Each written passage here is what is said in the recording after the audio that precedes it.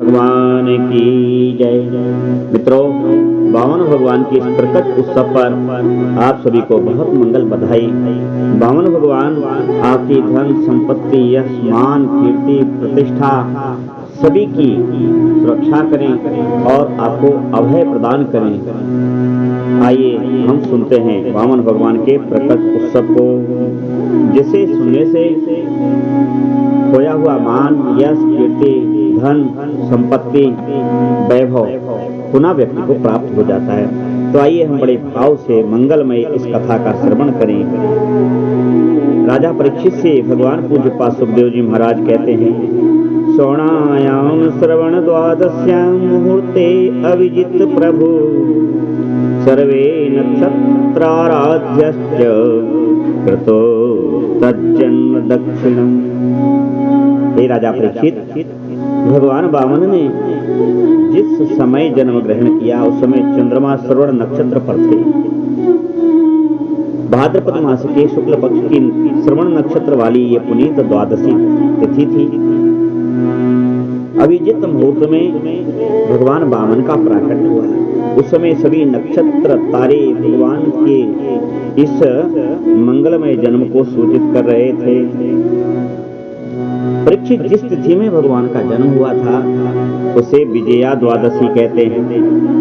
जन्म के समय सूर्य आकाश में मध्य भाग में स्थित थे, यानी मध्याह्न दिवस दिन के 12 बजे। द्वादश्याम सविता तिष्ठ मध्याह्न दिन गतो द्रपा विजया नाम सा प्रोक्ता अस्याम जन्म विद्रोहरे है। और जब भगवान का जन्म हुआ उस समय शंख ढोल मृदंग ढप नगाड़े आदि बाजे बजने लगे। इस तरह के बाजों और तुरैयों से तुमुल ध्वनि होने से आकाश में अप्सराएं प्रसन्न होकर के नाचने लगी। श्रेष्ठ गंधर्व गाने लगे। मुनि देवता मनु पितर आदि सभी मिलकर के स्तुति करने लगे। विद्याधर किम पुरुष किन्नर सिद्ध चारण यक्ष राक्षस पक्षी मुख्य मुख्य नागगण और देवताओं के अनुचर नाचने एवं गाने लगे। बधाइयां होने लगी।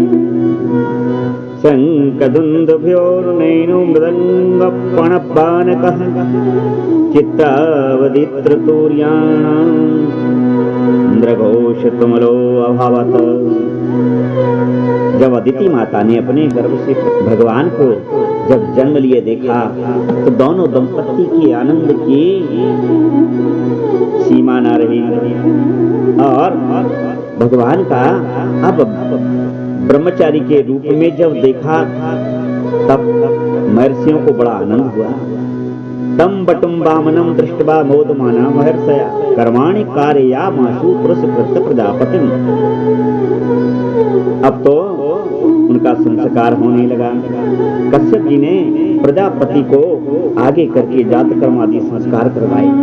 जब उनका उपनयन संस्कार होने लगा तब गायत्री के अधिष्ठाता देवता स्वयं सविता ने उन्हें गायत्री का उपदेश दिया। सूर्य नारायण भगवान ने उन्हें गुरु मंत्र दिया। देव गुरु बृहस्पति ने यज्ञोपवीत धारण कराया। कश्यप जी ने मेखला दी। पृथ्वी ने कृष्ण मृग चर्म दिया और वनस्पतियों के स्वामी चंद्रमा ने दंड दिया। अब माता अदिति ने कौपीन और कटी वस्त्र दिए एवं आकाश के अभिमानी देवताओं ने वामन भगवान को छत्र दिया। परीक्षित, अब ब्रह्मा जी ने भगवान वामन को कमंडलू दिया। सप्त ऋषियों ने कुशा दी और सरस्वती ने रुद्राक्ष की माला दी। इस रीति से जब भगवान वामन का उपनयन संस्कार हुआ तब यक्षराज कुबेर उन्होंने भिक्षा पात्र दिया और साक्षात भगवती माता पार्वती जी अन्नपूर्णा ने उनको भिक्षा दी। बोले अन्नपूर्णा मैया की जय।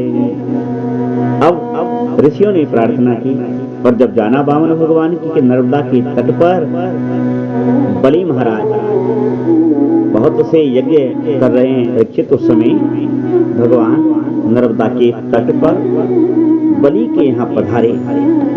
वामन भगवान का वह सुंदर वेश देख करके बलि अति आनंदित हो गए और इतने आनंदित हो गए कि आनंद उत्साह में बलि भगवान को देख करके प्रार्थना करते हैं, स्वागतं ते नमस्तुभ्यं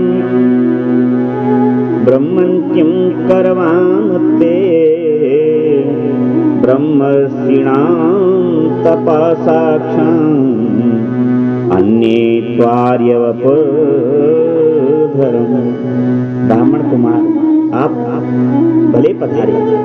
मैं आपको बारंबार नमस्कार करता हूँ। और बलि को लगा कि आज तो मैं ही नहीं, मेरी कीर्ति धन्य हो गई। हाथ जोड़ करके चरणों में गिर पड़ा और कहने लगा, अध्यान पित्रास्तंता अध्यान पावितम कुलम। आज मेरा कुल पवित्र हो गया, आज मेरे पितृ पवित्र हो गए हैं, आज मेरे पितृ मेरी सराहना कर रहे होंगे और अत्यंत स्वधा की तृप्ति से अत्यंत तृप्त होंगे। हे भगवान, मेरी यज्ञशाला में तो पधारे। ब्राह्मण कुमार जब यज्ञशाला में वामन भगवान पधारे तब बलि ने उनके पांव पखारे। पांव पखारने से बलि के जो शेष मल रह गए थे वह भी नष्ट हो गए, धुल गए। और चरणामृत लेकर के उसने अपने भवन में सिंचवाया और अब दोनों हाथ जोड़ करके प्रार्थना करने लगा, हे ब्राह्मण देवता, मैं देखता हूं कि आपकी कुछ अभिलाषा है, अतः आप कुछ चाहते हैं। आप क्या चाहते हैं? आपको मैं पूरे गांव के गांव दे दूं, सोना दे दूं, गायों के पूरे समूह दे दूं, आप तो बस आज्ञा करें। अरे मैं हाथी, घोड़े, रथ या विप्र कन्याएं, जो भी आप चाहते हैं वह सब मैं आपको दे दूंगा। भगवान बलि की बात सुनकर के कहने लगे, वचस्तदेव जनदेव शरणतम कुलोचितम धर्म युक्तम यशस्करम। हे राजन, आपने जो कुछ भी कहा है आपकी कुल परंपरा के अनुरूप ही कहा है। आपकी धर्म में बड़ी प्रीति है, विप्रों में बड़ी प्रीति है, आप गायों में बड़ी प्रीति रखते हैं और दीनों के तो आप दयालु ही हैं। इसलिए आपने जो भी कुछ कहा है वह सब अपने वंश परंपरा के अनुसार कहा है। आपके वंश में बैरोचन, प्रहलाद आदि उत्तम महापुरुष हुए हैं। तो हे राजन, यही बात सोच करके मैं भी आपके पास आया हूँ। तस्मात् त्वत्तो मही विशद वृणे अहम वर्ष दर्शभात। राजा बलि बोला, बोलो बोलो, आगे बोलो। तब कहा, पदानि त्रीणि दैत्येन्द्र क्षम्यतानि पदा ममा। अब भगवान ने क्या चतुराई की कि पदा ममा, मेरे ही पैर से, पदानी त्रीणी, 3 पग भूमि, हे दैत्येंद्र, हे राजा, दैत्यों के राजा बलि, मुझे दे दो।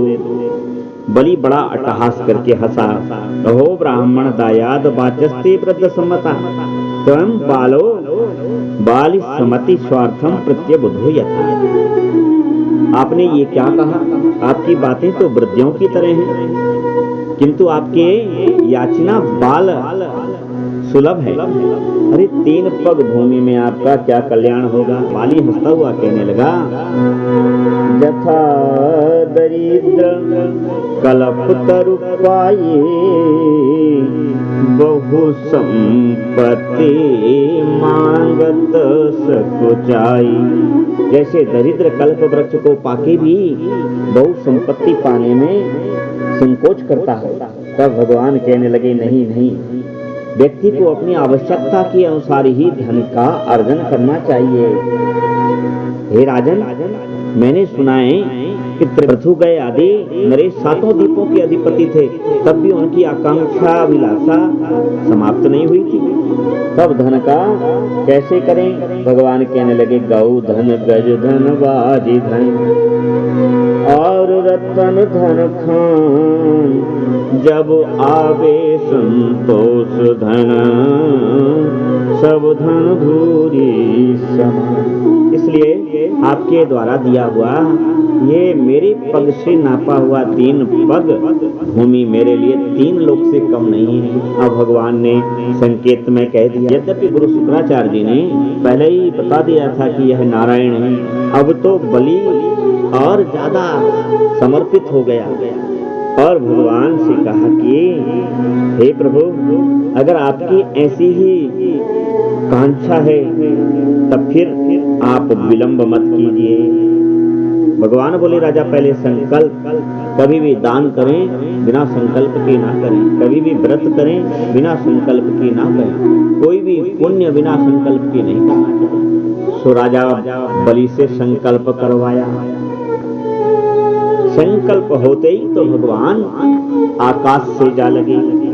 एक ही पग में पृथ्वी लोक, दूसरे पग में मृत्यु लोक को नाप लिया और बोला राजा प्रत्येक पद कहाँ रखूं?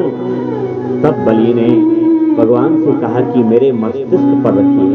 और जैसे ही बलि के मस्तिष्क पर पैर रखा तो बलि पाताल लोक को जाने लगा।